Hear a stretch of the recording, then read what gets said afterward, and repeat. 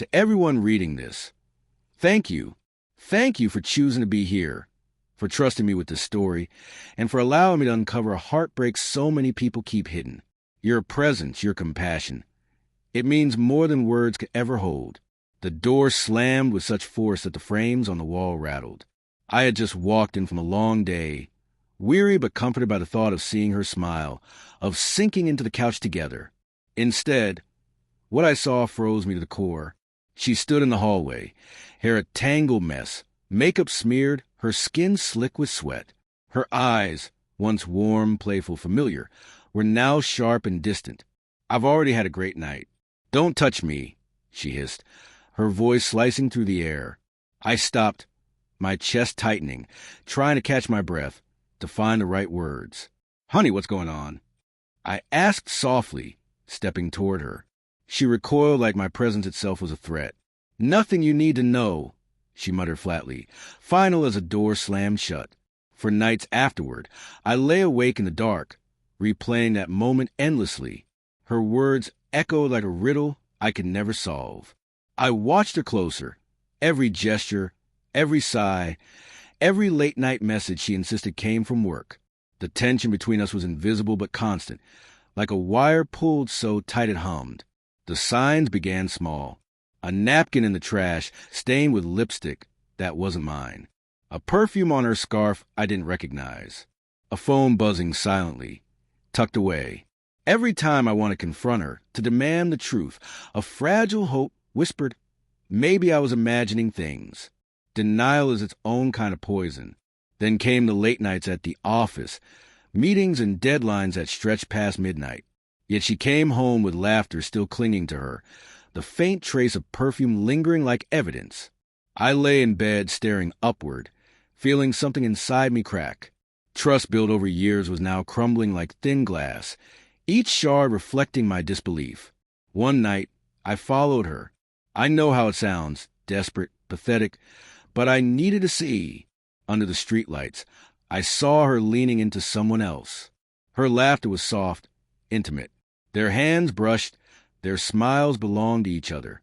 That warmth was no longer mine. My chest burned with a pain both physical and soul deep, a betrayal that hollowed me. The next morning, I confronted her, holding myself steady, trying to choose words that wouldn't start a war. "I know," I whispered, my voice brittle. She froze. Her eyes widened, then narrowed, defensive, almost mocking. "No, what?" she snapped, denial rolling off her with practiced ease. I wanted a break, to collapse into her arms, even knowing they no longer belonged to me. She cried then, but her tears smelled not of sorrow, but of guilt. "I didn't mean for it to happen," she stammered. I needed someone who listened." Her confession was casual, almost trivial, yet it split me open. Years of love, whispered promises, and plans, all dismissed for a momentary craving. I left that morning. The apartment echoed with her pleas, her apologies, her excuses. Every step I took away felt heavier than the last. I couldn't stay where the ground beneath me had turned to quicksand. The betrayal wasn't only in her actions. It was in the secrecy, the deception, the ease with which she erased us.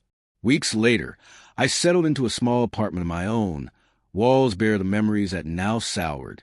I replayed everything, every laugh, every small excuse, realizing how carefully she had rewritten our reality, how quietly the cracks had spread.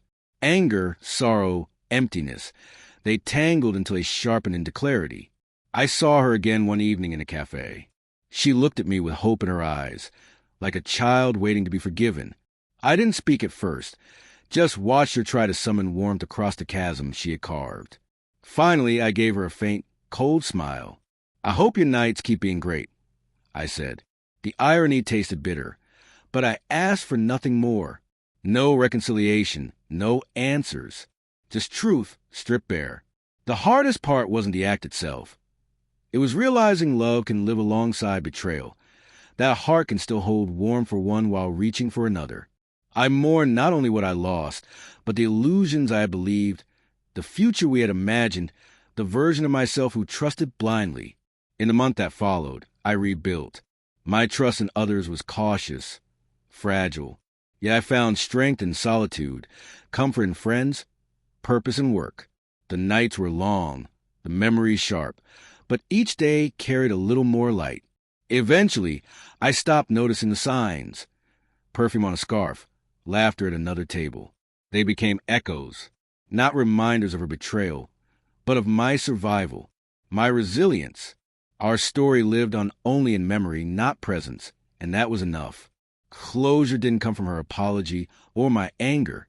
It came from realizing I could remain whole, even if she couldn't. Sometimes I wonder if she remembers that night she pushed me away, if she recalls the look in my eyes, the silence of heartbreak. Maybe she does, maybe she doesn't. It no longer matters. What matters now is the life I carry forward, the lessons carved into me, the knowledge that betrayal can leave scars, but it can also forge strength I never knew I had. As I sit here watching the sun bleed into the horizon, I feel it, the ache still there, but tempered with resilience. Life moves on, relentless and merciless. The past lingers as shadow, the present glows with cautious light, and the future waits.